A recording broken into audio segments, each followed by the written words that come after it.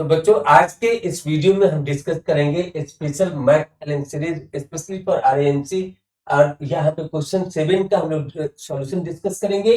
तो क्वेश्चन को देखिए अच्छे से यहाँ पे कि 2 के पावर में 0.7x इंटू 3 के पावर में minus 1.25y is equal to 8√6 divide by 27 दिया हुआ है। तो इसको सॉल्व करके x एंड y का वैल्यू हमको फाइंड आउट करना है। तो यहाँ पर देखिए कि कैसे इसको प्रोसीड करेंगे, वो सबसे ज्यादा जरूरी है यहाँ पर कि कैसे इसको प्रोसीड करना है, तभी आपको सही इसका आंसर मिलेगा।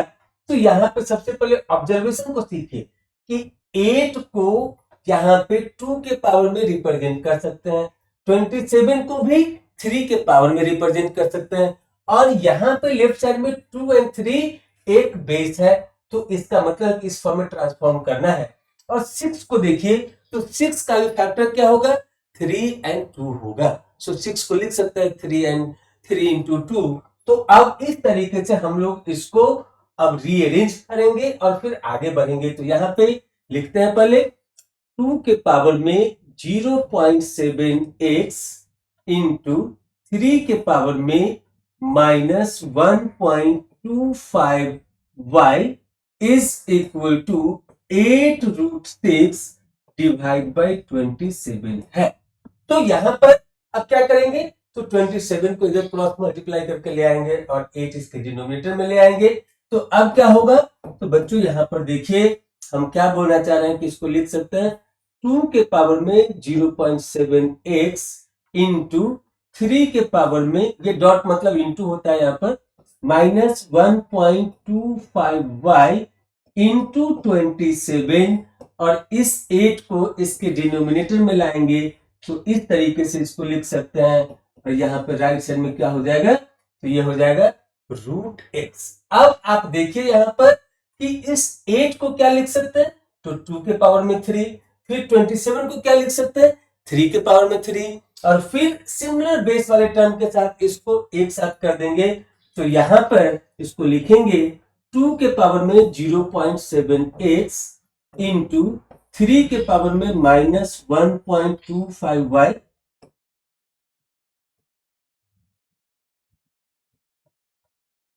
बेहतर है कि अदर कलर यहाँ पे यूज करते हैं आपकी क्लैरिटी के लिए। तो यहाँ पे इसको लिख सकते हैं 2 के पावर में 0.7x इंटू 3 के पावर में माइनस 1.25y इंटू इस 27 को लिख सकते हैं 3 के पावर में 3, और इस 8 को लिख सकते हैं 2 के पावर में 3, और यहां पर इस √6 को लिख सकते हैं √2 इंटू 3, 2 इंटू 3। अब आप देखिए कि 2 के पावर वाले को एक साथ करेंगे, और यहां पर इस √2 इंटू 3 को लिख सकते हैं 2 के पावर में 1/2 इंटू 3 के पावर में 1/2, और 2 बेस वाले को कंपेयर कर देंगे, 3 बेस वाले को कंपेयर कर देंगे, क्योंकि यहाँ पे हम जानते हैं कि √mn को लिख सकते हैं √m इंटू √n। तो ये रूल को यूज करके हमने यहाँ पे लिखा है इसको कि √2 इंटू 3 को लिख सकते हैं 2 के पावर में 1/2 इंटू 3 के पावर में 1/2। तो अब आप सेम बेस वाले को एक साथ करिए लेफ्ट साइड में पहले, तो क्या हो जाएगा, तो यहां पर 2 के पावर में 0.7x है, और ये जब ऊपर जाएगा तो क्या हो जाएगा 2 के पावर -3। तो बेस अगर सेम हो तो उसके पावर को एक साथ ऐड कर सकते हैं। तो यहाँ पे इसको लिख सकते हैं, क्या लिख सकते हैं, तो इसको लिख सकते हैं 2 के पावर में 0.7x -3 इंटू क्या है, अब यहाँ पे 3 के पावर, ये इसका बेस और इसका बेस सेम है, इसका बेस और इसका बेस सेम है, तो इसके पावर को ऐड कर सकते हैं। तो यहाँ पे क्या लिखेंगे, तो इसको लिखेंगे 3 के पावर में minus 1.25y plus 3 is equal to 2 के पावर में 1/2 इंटू 3 के पावर में 1/2। अब आप देखिए लेफ्ट साइड राइट साइड वाले जो बेस है और उसका पावर है उसको आप एक साथ इक्वेट कर सकते हैं। तो यहां पर क्या हो जाएगा इसके हिसाब से तो x का यहाँ पर ये जो 2 का पावर है लेफ्ट साइड में वह ये है और राइट साइड में इसका पावर 1/2 है। इसका मतलब है कि लिख सकते हैं 0.7x minus 3 is equal to 1/2। 1/2 तो यहां से ये राइट साइड में जाएगा तो क्या हो जाएगा 0.7x is equal to 3 plus 1/2। It mean simply इसको लिख सकते हैं 7/2 और यहां पे इसको क्या लिख सकते हैं 0.7 को लिख सकते हैं 7/10 into x is equal to 7/2। तो जब आप इसको सॉल्व करेंगे तो 7 यहां से कैंसिल हो जाएगा और x क्या मिलेगा तो x is equal to 10/2। It means it is simply 5। तो एक पार्ट आपको मिल गया कि x is equal to 5। Similarly आप सेम प्रोसीजर फॉलो करेंगे 3 के लिए भी, तो वहां से आपको y का वैल्यू मिल जाए। तो यहां पर अब y के लिए चेक करते हैं। सो y के लिए -1.25y plus 3 is equal to 1/2। -1.25y plus 3 is equal to 1/2। बच्चों मैं यहाँ पे आपको स्पेसिफाई करना चाहता हूँ कि आरएमसी में इस तरीके के फ्रैक्शन के ऊपर सवाल रहता है। मतलब मैं क्या बोलना चाह रहा हूँ कि यहाँ पे 1.25 ये थोड़ा फ्रैक्शनल, ये कंप्लीट इंटीग्रल वैल्यू नहीं है। तो इस तरीके के कैलकुलेशन वहां पे देते रहते हैं, तो आप उसमें भी थोड़ा थोड़ा एक्सपर्ट बनिए। तो यहाँ पे इसको क्या लिख सकते हैं, इसको लिख सकते हैं हम लोग यहाँ पे -1.25y is equal to 1/2 minus 3। तो यहां से इसका एलसीएम क्या हो जाएगा 2, तो ये हो गया 1 और यहाँ पे ये हो जाएगा 6, सो -5/2 और यहाँ पे क्या है -1.25y। तो आपको कैलकुलेशन बहुत ही स्मार्टली करना है। यहाँ पे ये माइनस साइन कैंसिल हो गया।